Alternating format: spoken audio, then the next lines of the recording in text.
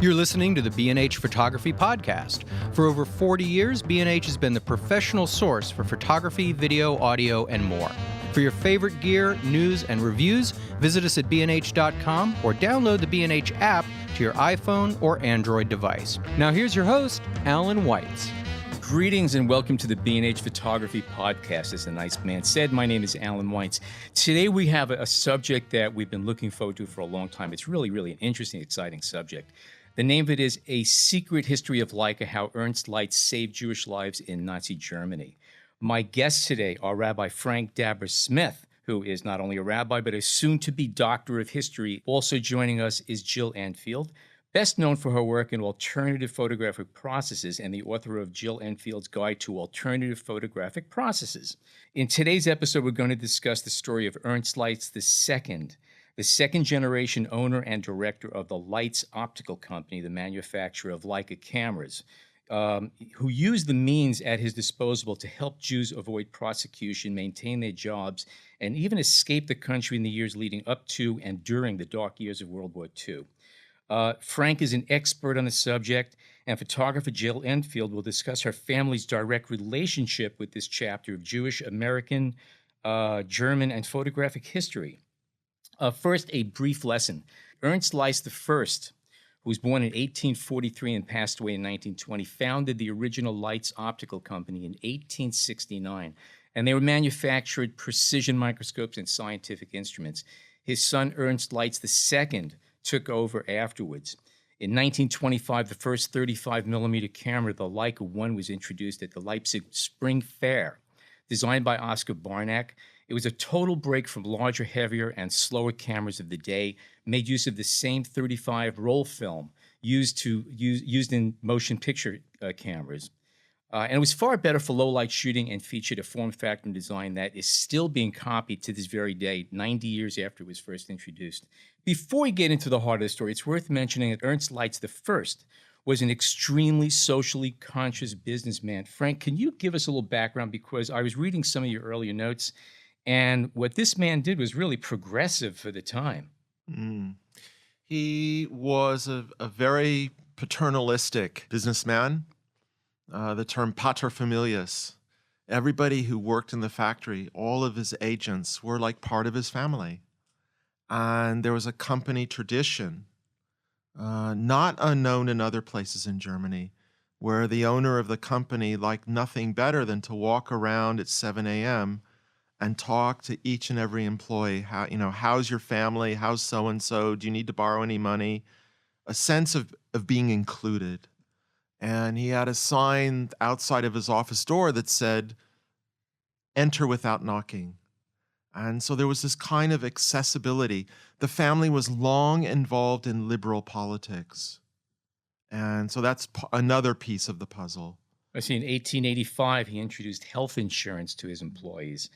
And in 1889, a pension scheme and funds for building new homes for employees, sort of mortgage loans, I guess is what it was. I mean, there are other companies doing that in Germany. It's not unique. But he also did something that was kind of interesting. Runaway inflation became kind of nutty in 1923, 1924 with providing food with some kind of coupons. Could you tell us a little bit about that? Yeah, so runaway inflation, the legends go that you'd be paid in the morning and, a wheelbarrow of cash, and it would be you'd need 5 wheelbarrows of it to buy a bit of food in the afternoon. So he was an exporter. So he had foreign currencies. He was able to make arrangements to bring in food and arrangements with local grocers, and he printed his own money or currency during this very strange time, and they had their own sort of mini economy that was stable within the chaos. There are other companies that did this as well, but I think what sets Leitz apart is all of these practices coming together and being enlarged upon during the war. So I think this is interesting because we're setting the stage. Helping people during the war and the Nazi period doesn't come out of nowhere. That's what I find interesting about it. A long context, a long history of regarding people, regardless of faith or ethnicity or anything, as part of a larger family. Yeah, I think it's important to note that Ernst Leit's family was not Jewish. That's right. The name could be construed as such, but they weren't. So that sort of is an interesting thing.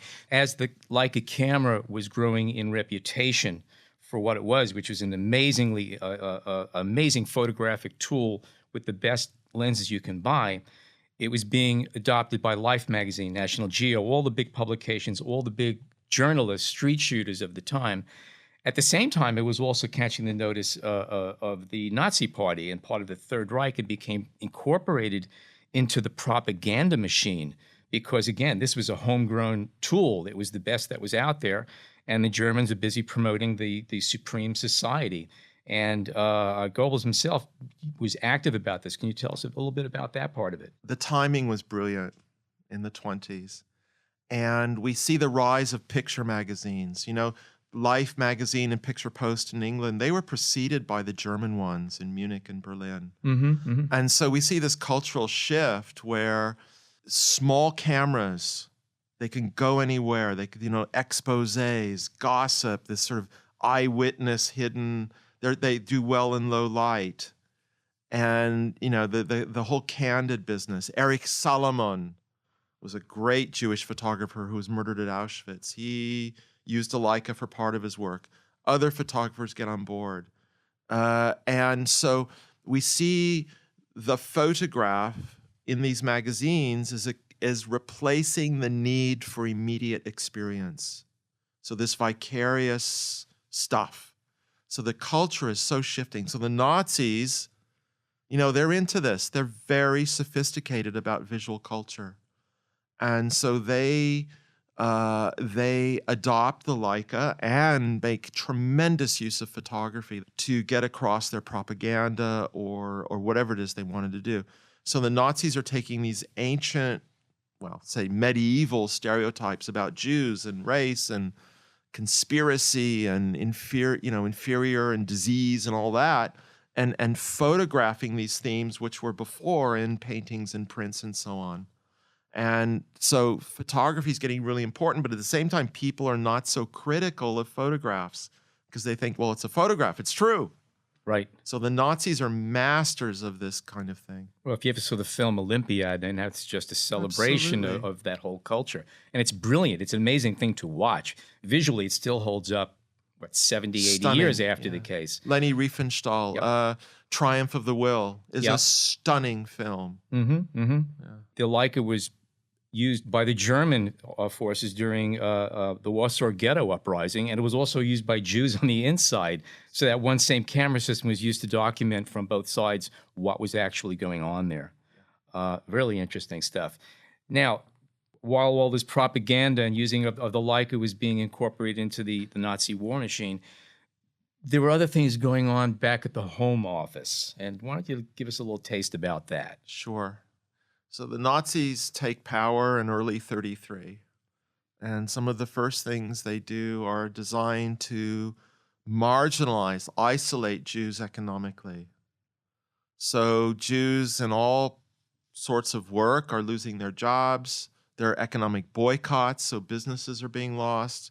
So the idea is to economically marginalize them, okay? And the rest of what we call the Holocaust grows but it all starts with isolating somebody. And when you've isolated somebody, then incidentally, you can make all the propaganda, and because people don't have relationships so much with, say, the victim, then your racist propaganda has more chance to succeed. So young people are having trouble in school. Businesses are going bankrupt. And these people know of Ernst Leitz's reputation as somebody who's caring, and they come to the factory. Also, he had many Jewish friends, and they come to the factory asking for apprenticeships for their children. And so we see this immediately. And at the time, for Jews to gain apprenticeships like this was extremely rare. Many Jews are really flailing. And Ernst Leitz, without hesitation, is taking on young men, in some cases young women, short-term or long-term apprenticeships, and it's case by case. So he's trying to to help in a way that's appropriate for each person's circumstances. And there are many examples that that I've discovered and have probed in terms of my research. And there's some amazing stories of people coming to this country, coming to Britain, and then also having their passage paid for to get here and having jobs here with Ernst Lights, up on Fifth Avenue and other places. And it wasn't easy for Jews to get good jobs with Kodak and blue chip American companies during this period. But a German company, their agency is becoming a source of sustenance for refugees. Which brings us to Jill Enfield. Yes. Those of you wondering, okay, well, what's Jill doing there? Who's been waiting patiently. Jill, can you tell us? You have an interesting story. Your connection to this is really wonderful. Could you tell us a bit about this? I can. So my grandfather owned with his brother a store in Frankfurt, and they had 5 stores altogether. And it was the house of gifts. But their main stay in the store was really Leica cameras, and so cameras, photographic equipment, radios, technology. It was the B&H of its time. It was the B&H of its time. That's actually... No. 5 little superstores. Okay, Yeah, I'm sorry, go ahead. Yeah, that was good. I like that. I'm gonna use that. Okay. So they made plans with Ernst Lights II to do a trade. A lot of German Jews, the reason why this was, the Holocaust was, or one of the reasons, of course, there are many reasons, so successful is German Jews were not religious. They were very secular, a lot of them, my family being one, and they felt that they were German first, Jews second. That was a very common notion at the time. Yeah. Yes, and so they didn't want to leave. They were successful. They had a wonderful life in Germany, and they didn't want to leave their homeland. One of the reasons a lot of people wonder why more Jews didn't try to escape is because that was a very common assumption that German Jews in general were very proud of their German heritage. Very proud. And their attitude was they couldn't do something like that to us. And because they were so embedded in society in every single aspect of it. And I think that's one of the reasons why a lot of people did not leave when they had an opportunity, because they said it couldn't possibly happen. It couldn't happen to us. We have these businesses where, high society, and it's not going to happen. Right. And we're helping the economy.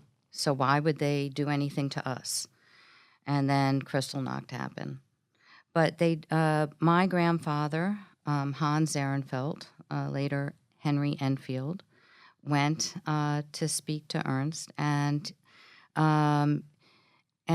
they made arrangements so that they could do a trade. They couldn't bring money out, but if they had leather goods and paintings and other things, jewelry at the store, they could do a swap. So they could give him the things from the store, and then when they got to America, they could then have the goods, and open up a store. But then Kristallnacht happened, and then they didn't have anything. So the Lights family arranged for Alfred Turk to write a letter. And Alfred Turk is? He was Or was? What was he, the COO? No, he was like the sales manager. He was one of the directors of Lights. Okay. And he was very, very much responsible for the success of the early marketing campaigns for the Leica. Okay, all right. So he was like his almost second in command, I think. He was pretty close to him. Top yeah, 5. Top 5. So he wrote my family a letter, which then got into the hands of the Gestapo. And you should explain the letter, the contents of the letter. Yeah, it was really cool, actually, and I did not know about it. Tell us. So We said, won't tell anybody. It'll be our secret. I okay, promise. good. I won't go, Yeah, I won't go 'cause out of this room. Trouble can happen. You never know. So the letter was an introduction, pretty much saying Henry Enfield or Hans Ehrenfeld is a wonderful person. He can have anything that we have to offer that can go into a store without him having to pay you first. And give him support and business connections. And it was addressed to the American Agency of Lights and saying what an honorable and customer he's been to us here in Germany. And totally trustworthy, and it doesn't matter that he doesn't have the money. He needs to open up a store and support his family. Now, a letter of that caliber falling into the wrong hands could have been very, very dangerous for the entire Lights family and anybody else associated with that. That's pretty safe to assume. Yes, and it was, because they took Alfred Turk and they told the Lights family that they had to fire him. And so what happened was they fired him because they needed to think about their store, but they supported him for the rest of his life with his same income. Awesome. It was really something. See, there were Gestapo spies in the factory. The Nazis knew full well that Lights was helping a lot of people in different ways. And we have to remember that up until the war, the Nazis were basically, they wanted Jews to emigrate. Okay, so the overall goal is not opposed, but the Nazis wanted to fleece the Jews and make it an incredibly difficult proposition. And so Lights, in opposition to the Nazis, is being totally humane and helpful and supportive. And this is what really rubbed the noses of the Nazis the wrong way. So Alfred Turk was arrested. There was a huge conference in Berlin.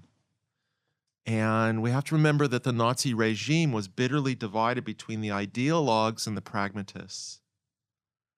And Lights had a very well-placed pragmatist.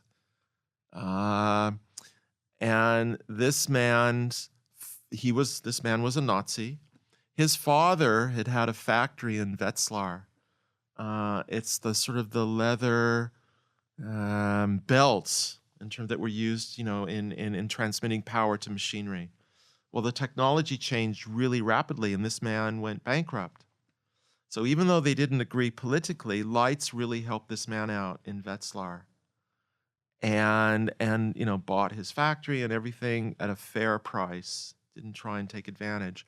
So his son, who became this Nazi in the economics ministry, the loyalty and that personal relationship transcended the politics. So one of the lessons of this is personal relationships are incredibly important, and having a broad network of contacts and relationships.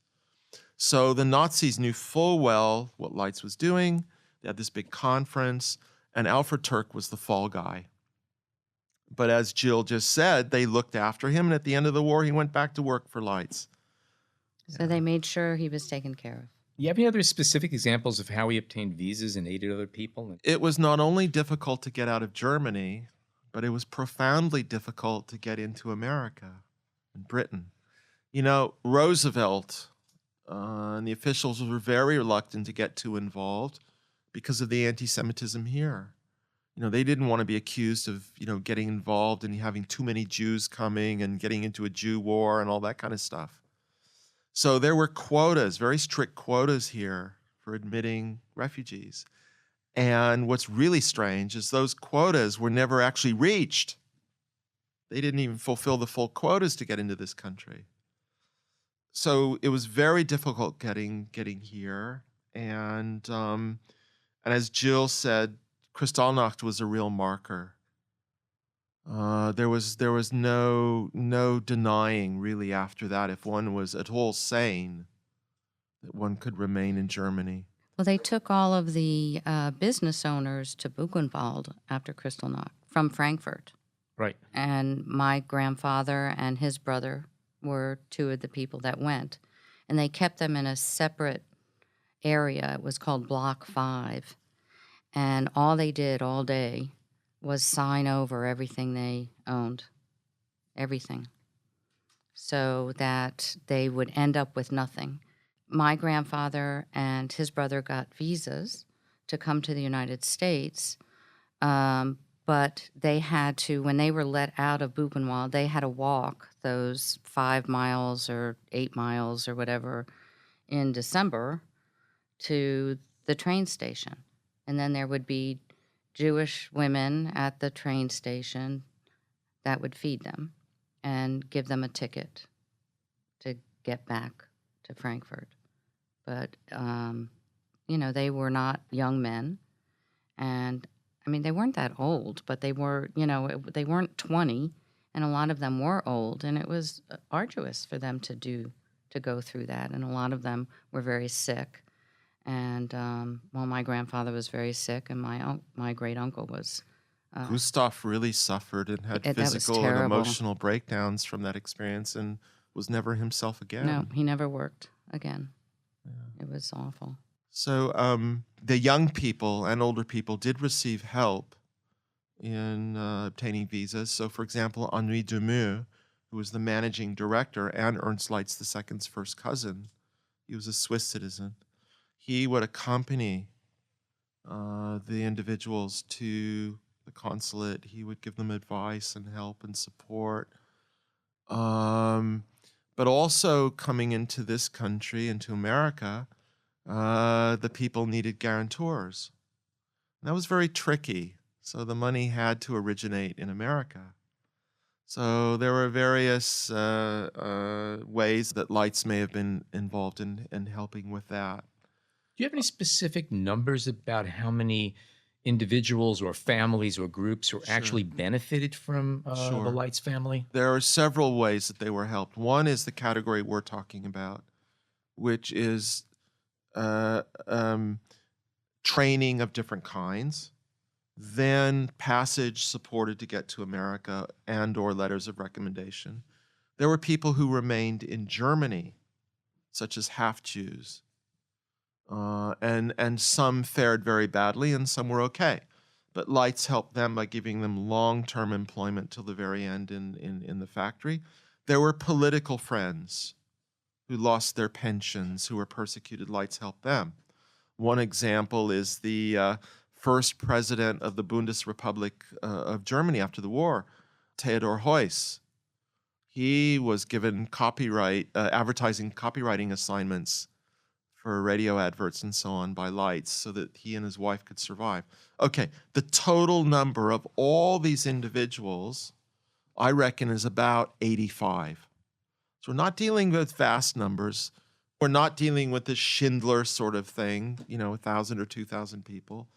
We're dealing with a man and his company who were very established in a small town who had really no Jewish employees before all this started. And little by little, different people in vulnerable situations are coming, and they're helped in individual ways. But we're looking all the way through, and depending on what was going on historically, the problems and the help was appropriate because circumstances, issues change. So it could be more. There could be more, but this is the number that we have. Good evidence, either documentary and or eyewitness stuff.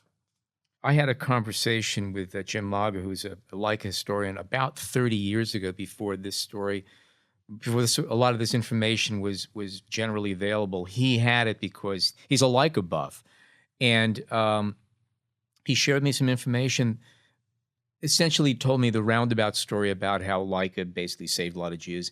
And he also said that there was something, if you look at the trade publications of the 40s and 50s, there was quite often mention of the refugee problem, which was really about if you were a Leica dealer, it took a lot to become a Leica dealer. They didn't give a license to anybody to sell them. And the pricing was not flexible on these cameras. And to this day, that holds very, very true. So while Leica was enforcing all of these rules and regulations for their dealers, they were also giving a lot of these Jewish families and cameras to take here. From what I understand, they trained at the Leica factory a lot of Jews in camera repair and how to use them, and gave them camera equipment, Leica cameras and bodies, lenses, and sent them across the Atlantic to the U.S., and many of them would use these very same cameras to sell off to get a few dollars to start something new here. And these cameras are obviously being, quote unquote, dumped at below approved prices, which really got the goat of many dealers. And they called it the refugee problem. And they had an issue with the company because here we are being held to one specific rigid set of pricing standards. At the same time, we have these people coming in off the boats and they're underselling us to points where we could just never compete against them. So I think it's also interesting that Leitz went that far to really upset his own dealers, his own dealer network, in order to help a lot of people. It's really interesting nuance to this story, which I haven't heard about. I would love to be able to find some primary source material, maybe in a trade publication involving. But let's not forget, we're not dealing with mass numbers here. Oh yeah, we're not dealing with thousands of cameras coming over. But in the established American dealers' defense, I mean, this is the Depression. It's not like B&H today where, you can sell, I don't know, 50 Leicas a day or a week or something. No, actually, before lunch we sell 50 to 60. Yeah.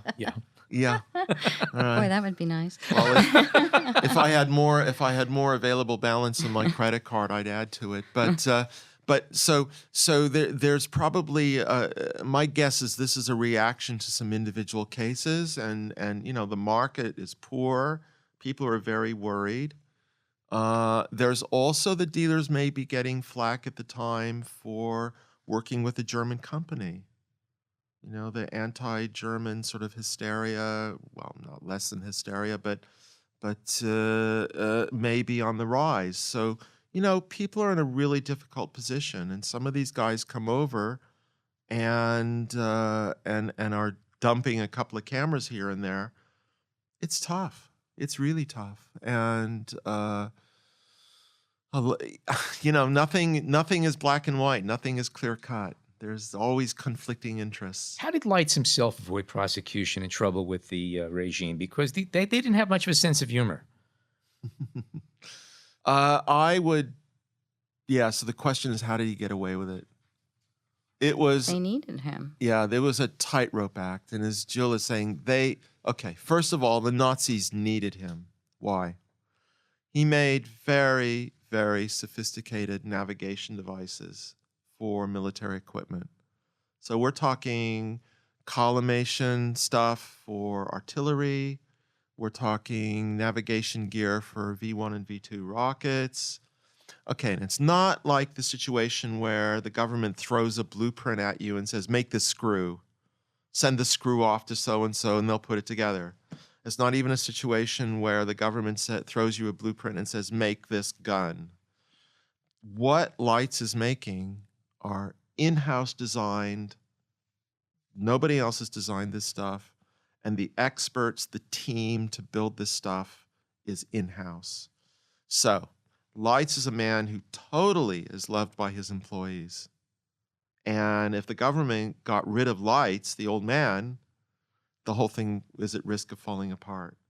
So he walked that tightrope. That's the first way. The second way is he was under tremendous pressure to join the Nazi Party because there was a thorn in the Nazi side that a company that was so strategic that the owner was not a Nazi. And so he started getting threats pretty early on about this. And finally, he gave in 1941 when the Nazis were really at their height militarily. So before the big defeats in Russia and all the rest of it. And so his friend, who was the mayor of Wetzlar, said, look, Ernst, you have to join the party. And if you don't, you're very much at risk of them putting their people in charge of the company. So, here's a 70-year-old man reluctantly joins the party. So that's one way to stave them off. But I think the real reason was manufacturing these armaments. And they could have really just controlled them if they really wanted to. It's amazing how these things actually work out. Even the Nazis we've kind of bought their propaganda that they were absolutely invincible. The economy was in very painfully difficult shape pretty much all the way through. And, after a certain point, the militarily was going really bad. Even the Nazis had a huge sense of public relations. I mean, there's one very famous example of the women in Berlin. I don't know if you guys know this story, but We're about to learn it. Yeah, this is in early 42, the Rosenstrasse women. And these Jewish men married to non-Jewish women with half-Jewish children. The husbands, the partners, the children are picked up by the Nazis in this big Aktion or action, and they're about to be sent off, to be murdered. And the non-Jewish wives, about 1,000 of them, start protesting in front of the prison where these men are. It's in the heart of Berlin. You can see the site today. And they're protesting day and night. And they, the SS have their machine guns, and the whole thing is called off. 25 men who've been sent to Auschwitz already are brought back and released. And the Nazis were afraid of the bad PR that the women would talk. By this time, there are, a couple of bombings of Berlin. The Nazis are not doing well militarily, and they're very afraid. So they were not omnipotent.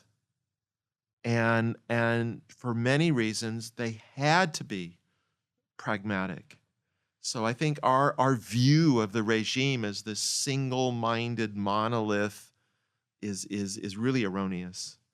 And so we need to look at the nuance much, much more. And the recent historiography of this is coming out. For anyone really interested in this aspect of the economy, the recent book by Adam Tooze, Tooze, or Z-E in America. It's too long in London. The Wages of Destruction is the single recent book about the Nazi economy and the constraints they faced. And I can place Ernst Leitz into this context. Interesting. What about Ernst Leitz's daughter? She had her own little episode of this adventure. Could you tell us about that? 'Cause it wasn't as pretty for her. No. Elsie is Ernst's daughter. She was born in 1903. She has two younger brothers, Ernst III and Ludwig. Ernst II's wife, the children's mother, dies young. He's left with these three children in 1910, 1911. She and her father are extremely close. And she is what we would call sort of an impulsive, compulsive, bleeding heart do-gooder. And she had Jewish friends. She was in law school with. One later went on to be the state controller of Israel, Nebensal, and they kept in touch for many, many years. Okay, 1943, spring 43, in Wetzlar, the Nazis are cracking down on the Jewish partners in spouses in mixed marriages. I have to remember that the mixed marriage rate was somewhere between 33 and 50% in the early part of the 20th century. So for a long time, these Jews in mixed marriages had a kind of protected status. It varied in terms of locality. But there's a woman named Hedwig Palm, P-A-L-M, who used to work for the company, and she and her husband are opticians. They sell eyeglasses in Wetzlar. She's about to be deported to the east. And Elsie gets wind of this. And she leaps into action, really sort of without even thinking. She finds some Swiss francs, and the idea is that Hedwig and this other woman will somehow get to Switzerland and sneak across the border near Schaffhausen, where IWC watches are made. And incidentally, the IWC was a favorite of refugees as well. Leica cameras, watches, good way to get money out. So the whole thing unravels. So they first go to Ernst's sister in Munich. They lie low for 6 weeks. Elsie's not with them. She's too high profile. So Hedvig is with this other woman who turns out to be a Gestapo spy. And they try to get across the border, and a dairyman gets very suspicious, and they're like trying to bribe him. And, these two middle-aged women, it's the original amateur hour, and they're trying to get across, and the whole thing unravels. Well, they're arrested. Elsie's implicated. Her father is implicated. And I have records of the interrogations and all the rest of it. So again, almost like a Alfred Turk situation, Elsie is the fall guy or the fall girl. She's incarcerated for 3 months in Frankfurt. The jail is still there if you ever want to have a tour of it. And her father bribes the Gestapo with millions to try and get her out, and he gets her out. And they're harassed by the Gestapo until the end of the war. She also, fairly controversially, the factory, Ernst Leitz, they employ slave laborers. Now we have to remember during this time in Germany, any company of any size had slave labor. So we're talking 25 to 30% of the total workforce, various sorts of slaves.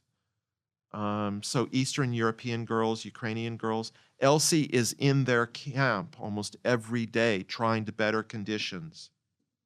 So that's the other thing the Gestapo were really angry about, because that was very tightly regulated. Her father is taking meals with these women every day. And so he even tried, and I found the architectural prints, he tried to get a beer bar in there for these girls. The Nazis approved the construction plans, but not the license for the alcohol. He really pushed the envelope. The whole family He pushed did. the envelope, and I think, there's a sense of, what do I have to live for? Bottom line, my values of humanitarianism are more important than anything else. How did it all work out post where you have all of these people who were helped out of the country? How many of them stayed with the company? What about Ernst Leitz himself? Now, he passed away in 1956 Correct. or something like that.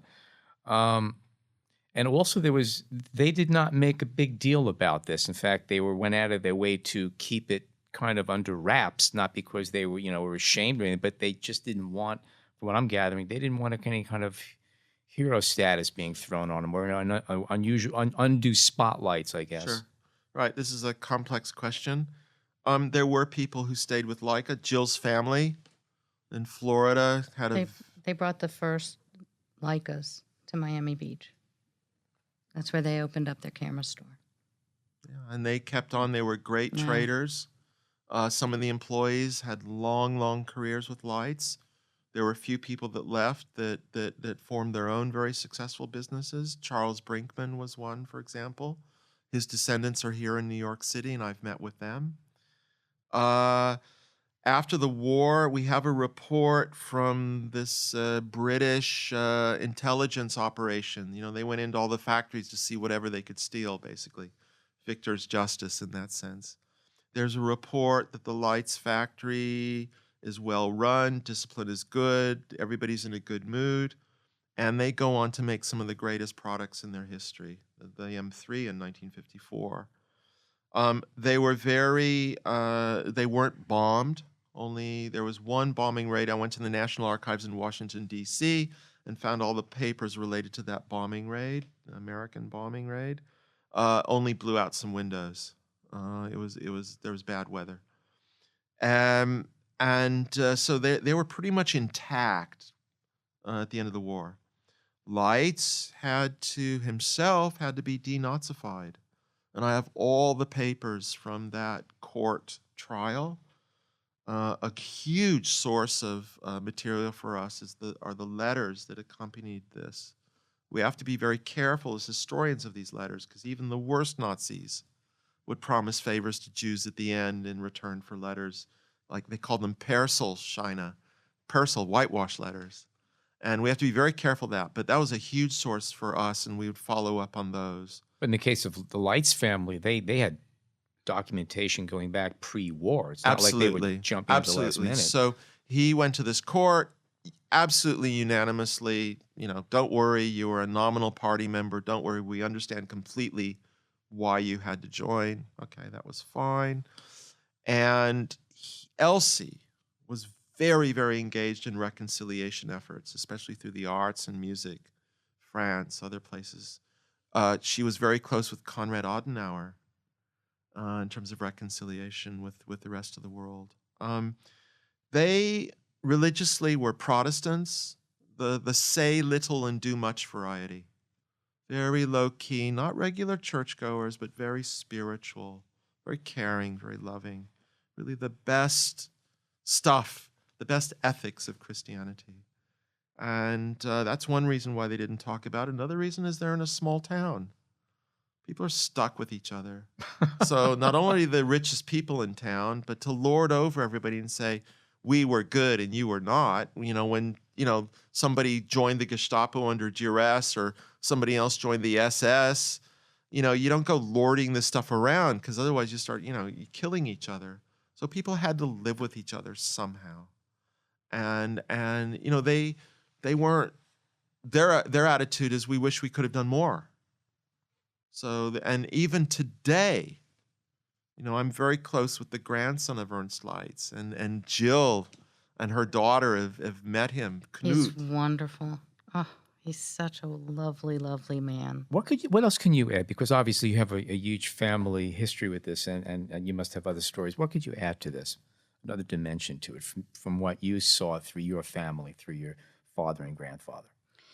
It was very interesting. They didn't really talk about it, about the Leitz family and the help, and they didn't want to talk about the war. We didn't know a lot about it until Frank called me. Why? Because Germans are weird. I don't know. Jews are strange too. Yeah. Only more so. There you go. They didn't talk about it. And to find out later how much, Frank said, they didn't just help with giving the letter. And then we found out that Ernst also had written a letter, which really they kept hidden and really could have gotten all of them in trouble. And then, they got my dad a job in London.